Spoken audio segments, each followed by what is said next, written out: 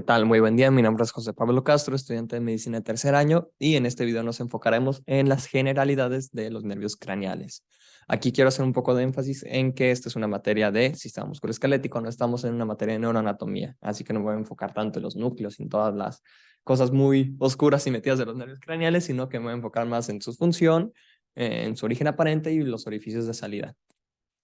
Pero sí quiero hacer un poco de énfasis en las generalidades del sistema nervioso. Ya tengo un video muy explicado sobre esto si lo quieren meter, si lo quieren ver para meterse más a fondo, pero aquí voy a hacer un breve resumen de todo eso. Recordemos que el sistema nervioso se divide en dos, en sistema nervioso central y sistema nervioso periférico. El sistema nervioso central está comprendido por el encéfalo y por la médula espinal. El encéfalo ya está comprendido por otras estructuras, como puede ser bien ya el cerebro dicho, el cerebelo, el tronco encefálico. El sistema nervioso periférico también vamos a tener, no dos divisiones, pero dos partes. Vamos a tener la parte de los nervios craneales y la parte de los nervios raquídeos. Tenemos 12 pares de nervios craneales y 31 pares de nervios raquídeos. Luego tenemos a tener una división del sistema nervioso, que es el sistema nervioso autónomo, que este se va a dividir otra vez en dos: sistema nervioso simpático y parasimpático. El sistema nervioso simpático está encargado de las reacciones comprendidas por la lucha y la huida. Es decir, vamos a tener una vasoconstricción, vamos a tener una broncodilatación, vamos a tener una baja peristalsis por, piensen que lo está persiguiendo un oso, que es todo lo que quieren que su cuerpo pase cuando lo está persiguiendo algo. Y el parasimpático es completamente lo contrario. Ahora, hablando del sistema nervioso periférico, de los nervios raquídeos o nervios periféricos, todas estas estructuras se van a dividir en plexos, como ya habíamos hablado de ellos, que son todas las fibras que van a tener, por así decirlo, un fin común o un lugar muy cerca donde van a terminar todas, así que se van a juntar. Tenemos el plexo cervical, el plexo braquial, el plexo lumbar, coxigio y sacro. Me salté el plexo torácico. ¿Por qué será esto? Porque los nervios raquídeos que salen de las vértebras torácicas no se van a alcanzar a agrupar en plexos. ¿Por qué? Porque van a discurrir junto con las costillas adyacentes, con las costillas que nacen de cada una de las vértebras, y por tanto no se van a alcanzar a agrupar. Así que va a ser nervio por vértebra y costilla. Ok, bueno, quiero hacer nada más un poco de énfasis en uno de los plexos más importantes, que es el plexo braquial, y es el más preguntable. Generalmente, nada más el plexo cervical genera dos nervios muy importantes: el nervio frénico, que es el encargado de inervar el diafragma. Esa es una pregunta, bueno, es un dato demasiado importante, y el asa cervical, que va a estar encargado de inervar otros músculos. Luego tenemos el plexo braquial, que recuerden que se va a dividir en esta mnemotecnia: en raíces, en troncos, en divisiones, en fascículos y en ramas. Vamos a empezar con las 5 raíces del plexo braquial, perdón, que vamos a empezar con C5, C6, C7, C8 y T1.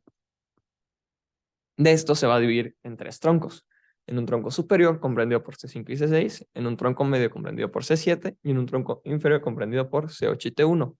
Después de esto, todos estos troncos van a tener una división anterior y una división posterior. Después vamos a llegar a las cords o a los fascículos en español, y estos van a estar comprendidos, bueno, se van a dividir en 3. Entonces, vamos a tener un fascículo posterior, un fascículo medial y un fascículo lateral. El fascículo posterior está comprendido por todas las divisiones posteriores de los 3 troncos, y esto nos va a dar origen al nervio radial y al nervio axilar.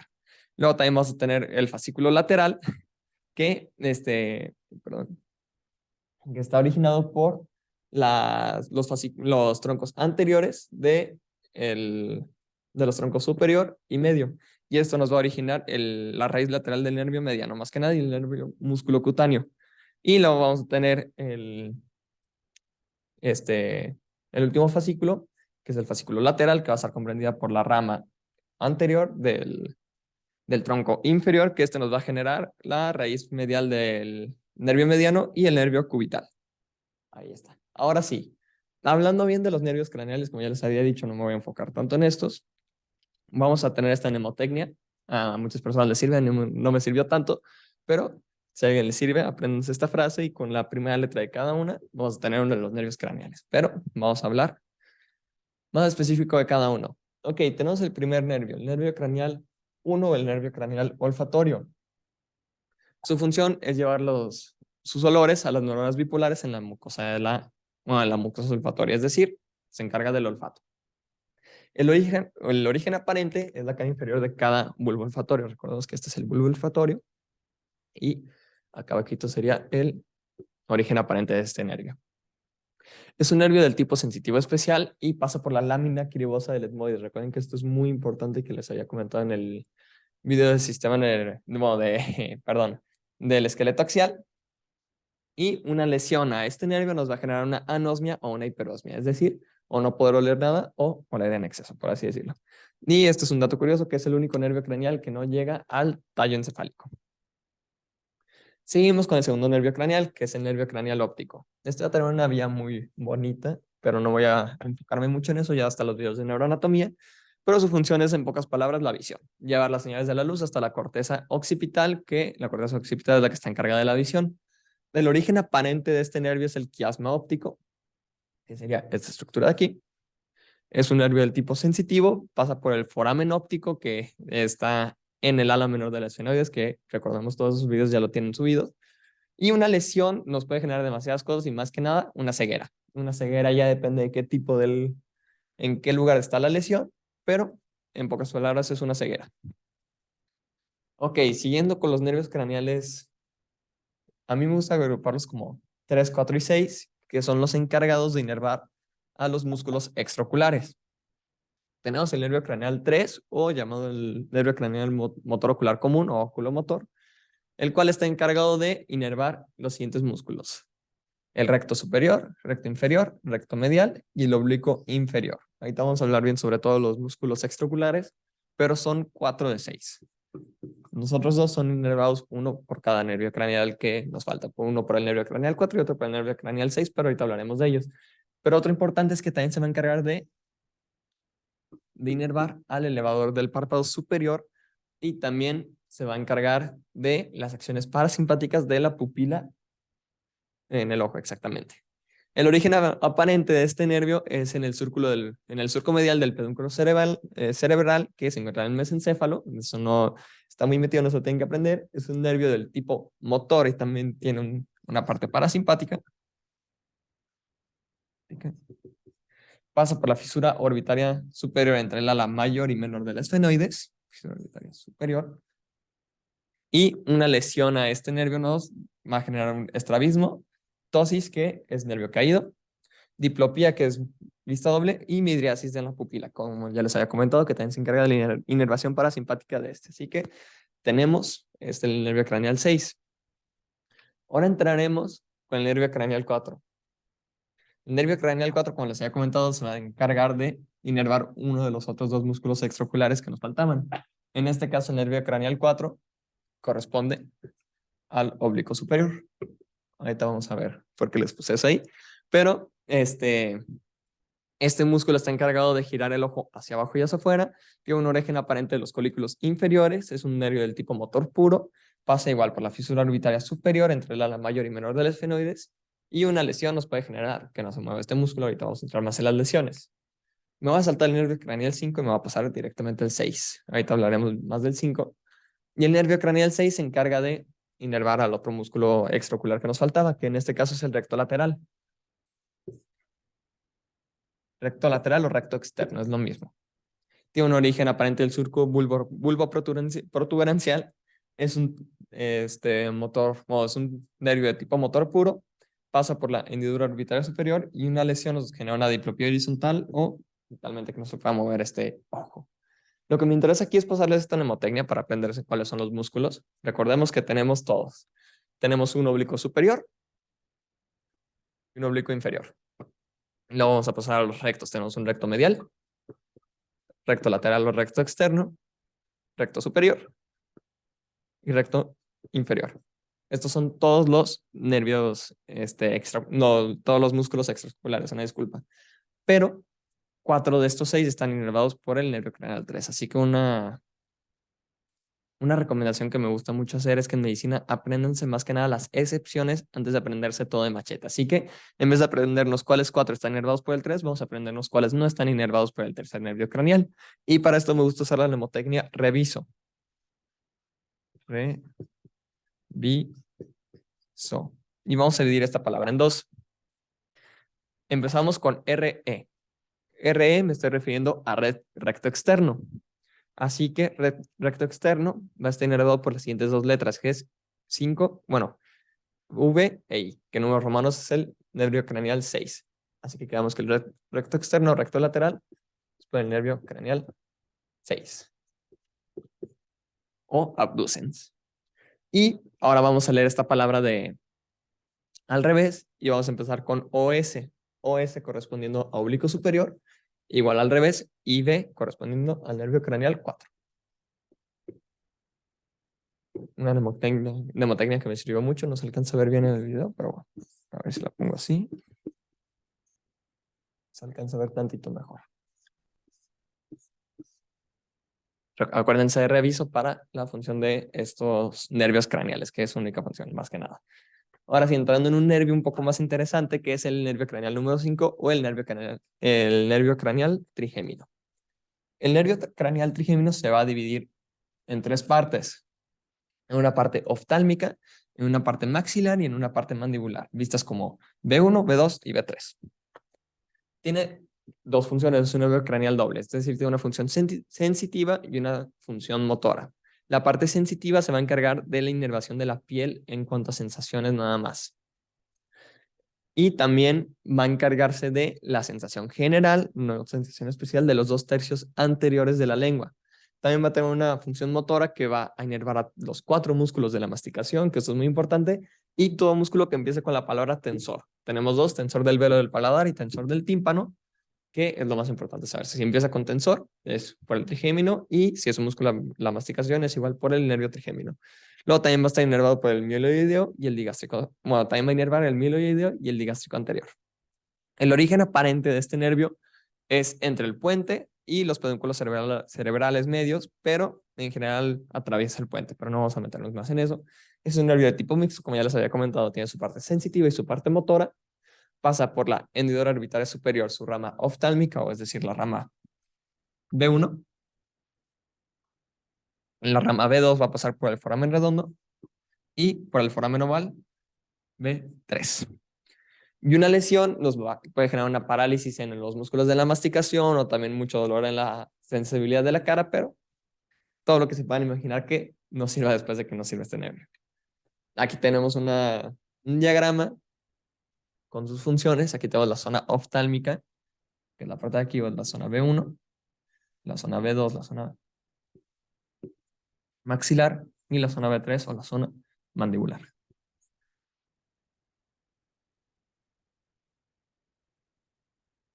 Ok, ya hablamos sobre el nervio craneal 6, ahora pasaremos al nervio craneal 7. Este también es un nervio craneal muy interesante ya que tiene muchísimas funciones y es un nervio que ya empezamos con las sensibilidades especiales. El nervio craneal 7 se va a encargar de inervar a todos los músculos de la expresión facial, recuerden. Toda la sensibilidad de la cara es por el 5, pero a los músculos de la expresión facial son por el nervio craneal 7. Se encarga de dar el gusto a los 2/3 anteriores de la lengua. La lengua lo vamos a dividir en 3/3. 3/3, un tercio posterior y 2/3 anteriores.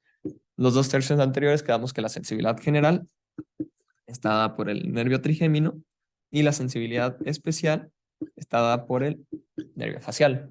Ya luego vamos a ver el tercio posterior. Y también se encarga de inervar a las glándulas salivales sublingual, submandibular y también a la glándula lagrimal. Aquí quiero que entiendan muy bien que inerva también a la glándula lagrimal. La otra glándula salival que nos queda, que es la parótida, está inervada por otro nervio craneal. Pero el 7 se encarga de la sublingual y la submandibular. El origen aparente de este nervio es el surco bulboprotuberencial. Es un tipo de nervio mixto con sensibilidad especial, sensibilidad general. Y pasa por el agujero del estilomastoideo y un nervio que abandona la cavidad craneal a través del conducto auditivo interno. Aquí les puse esto porque una lesión en el nervio craneal nos va a generar este tipo de parálisis muy característica llamada parálisis de Bell, que es literalmente como el nervio craneal 7 está encargado de inervar los músculos de la expresión facial. Si el nervio craneal del lado izquierdo está afectado, todos los músculos de la expresión facial del lado izquierdo no se van a poder mover, así que nos va a generar una cara asimétrica. Y un caso que pasó, muy famoso por así decirlo, fue Justin Bieber. Justin Bieber acaba de tener un caso de parálisis de Bell y aquí se puede apreciar exactamente cómo la mitad de la cara tiene expresión, la otra mitad está paralizada. Y otro caso muy característico, muy curioso, es que el trayecto del nervio craneal 7 También este se va a dividir. Es muy raro que les pregunte las divisiones, pero vamos a tener 5 divisiones en este. Una rama temporal, bueno, aquí está la rama temporal, rama cigomática, la rama bucal, la rama mandibular y la rama cervical. Lo que pasa es que al momento de abandonar la, la cavidad a través del conducto auditivo interno, va a pasar a través de la glándula parótida. No la va a inervar, pero va a pasar a través. Así que se ha visto que en unos casos de cirugía de la glándula parótida, donde tienen que hacer excisión de tumores, puede llegar a conectar de manera anómala la glándula parótida junto con una parte del nervio craneal 7. Esto lo que nos genera es un síndrome muy característico llamado síndrome de las lágrimas de cocodrilo. Las lágrimas de cocodrilo es un dicho porque dicen que los cocodrilos no pueden llorar, así que son lágrimas falsas. En este caso es lo mismo. ¿Cómo se conectó de manera anómala la glándula parótida con el nervio craneal 7? Cada vez que una persona empieza a salivar, ya sea por fase cefálica de la digestión, que ve una comida que les gusta y empieza a salivar, al momento de que su glándula parótida empieza a salivar, como está conectada con el nervio craneal 7, se va a activar, por así decirlo, y va a empezar a soltar lágrimas de ese lado. Así que esto se le conoce como el síndrome de las lágrimas de cocodrilo. Ok, pasando con el nervio craneal 8 llamado el vestíbulo coclear. Así que vamos a tener dos partes, la parte vestibular y la parte coclear. La parte vestibular está dada, bueno, está encargada de dar el equilibrio y la parte coclear está encargada de la audición. Este es un nervio muy extenso con muchísimas partes, pero no voy a meter tan específico, no os voy a dar las generalidades, recuerden. Su origen aparente es igual que el nervio craneal 7, el surco bulboprotuberancial. Es un tipo de nervio sensitivo junto con aferente especial y pasa a través del conducto auditivo interno. Así que una lesión a este nervio nos puede generar mareos, sensación de mareo, nos puede generar, por ejemplo, una enfermedad de Meniere y pues literalmente que no se puede escuchar. Ok, pasamos a un nervio que no hace todo, pero a la vez hace mucho, es mi nervio craneal favorito, llamado el nervio craneal 9 o el glosofaringio. ¿Cuál es la función de este nervio? Ok, empezamos. Inerva a un músculo, nada más al estilo faringio. También se encarga de inervar a la última glándula que nos faltaba, la glándula parótida, que recuerden que se no está inervada por el 7, pero el 7 nada más pasa por ahí. Así que se encarga de inervar a la glándula parótida, la submandibular y las sublinguales por el 7. Este sí. Se encarga de dar la sensación general y de gusto las dos del tercio posterior de la lengua y de la faringe. Recuerden que tenemos la lengua,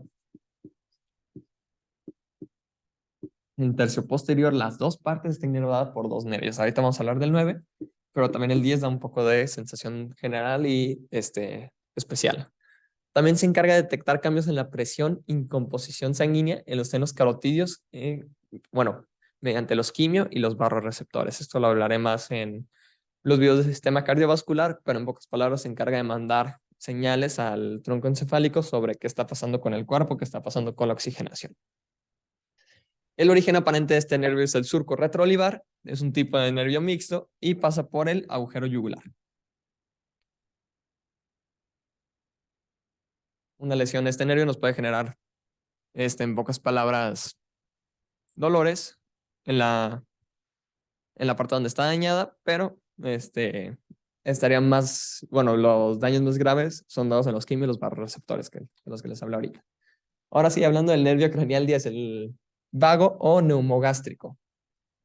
Le llaman el nervio craneal vago. ¿Por qué? Porque este sí hace todo y a la vez no hace nada. Se encarga de demasiadas cosas que no lo puedes contar. Lo más importante del nervio craneal es que se encarga de todo el sistema gastrointestinal. También tiene una aferencia sensitiva de la piel posterior de la oreja, sensibilidad de los quimiorreceptores y barroreceptores estales del callado aórtico, no del surco carotídeo. Se encarga de dar la sensación del gusto a la epiglotis y a la faringe, compartido con el nervio craneal 9, nada más que este es específico de la epiglotis, eso es muy importante, y se encarga de inervar a la musculatura lisa y glándulas del tracto gastrointestinal, es decir, es el encargado de la motilidad gastrointestinal. También, importante, se encarga de la fonación. Es el nervio craneal encargado de la fonación. ¿Por qué? Porque inerva a los músculos de la faringe y de la laringe. También inerva al músculo palatogloso, los músculos del paladar blando, y aquí está la faringe y la laringe.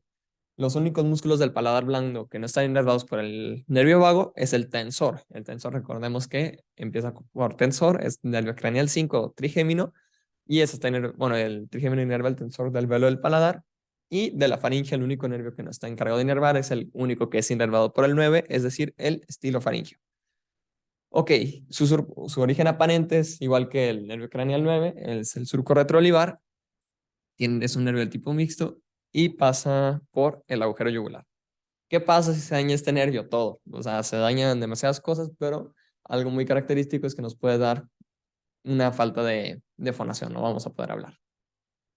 Ok, pasando por el nervio craneal 11 o el espinal accesorio. Pueden leer con nada más nervio craneal espinal o nervio craneal accesorio. Y antes se consideraba que era nada más un accesorio a todos los músculos del cuello. Y esa es su función, inervar los músculos del cuello. Los más importantes es inervar al esternocleidomastoideo y al trapecio. Tiene un origen aparente, igual que todos, del surco retroolivar. Es un nervio motor general y pasa por el agujero yugular. El único que nos va a cambiar de su origen aparente es el nervio craneal hipogloso, que es el único que pasa por el surco proolivar. Todos son por el surco posolivar. La función del nervio hipogloso es inervar a los músculos de la lengua, a los músculos ya sean extrínsecos, a excepción de uno, y a los intrínsecos. Recordemos que los extrínsecos nada más nos faltaría el palatogloso, que está inervado por el nervio craneal 10. Todos los demás, todos los extrínsecos y todos los intrínsecos son inervados por el nervio hipogloso.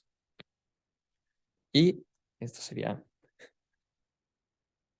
una lesión del nervio hipogloso nos da como igual una parálisis de Bell, por así decirlo, pero en la lengua. Nada más que hay una mnemotecnia para saberse en dónde está el lado de la lesión, que es el perro lame en donde están sus heridas, de decir que la lengua va hacia el lado donde está la herida. Así que en este caso, la herida sería del nervio craneal número 12, el lado derecho. Hay una clasificación de los nervios craneales, como ya les había comentado, que tenemos pares sensitivos especiales, que es el 1, es decir, el primero el olfatorio, 2 el óptico, el nervio óptico, y 8 el vestíbulo coclear. Luego tenemos los motores puros, que son el 3, 4 y 6, que son los tres que inervan los músculos extraoculares, el 11 y el 12, que nada se encargan de inervar músculos, y los pares craneales mixtos, que tenemos el 5, el 7, el 9 y el 10, que también tienen otro componente, como ya les había dicho, por ejemplo, los quimiorreceptores, los barroreceptores, la parte del tracto gastrointestinal. Esta es una pequeña tabla que hice acerca de todos los nervios craneales. Si a alguien le gusta, puede pausar el video para tomar notas de ahí. Si quiere copiarla, pues ahí ya la tiene. Y sería todo de mi parte por este video. Muchísimas gracias. Que tengan un buen día.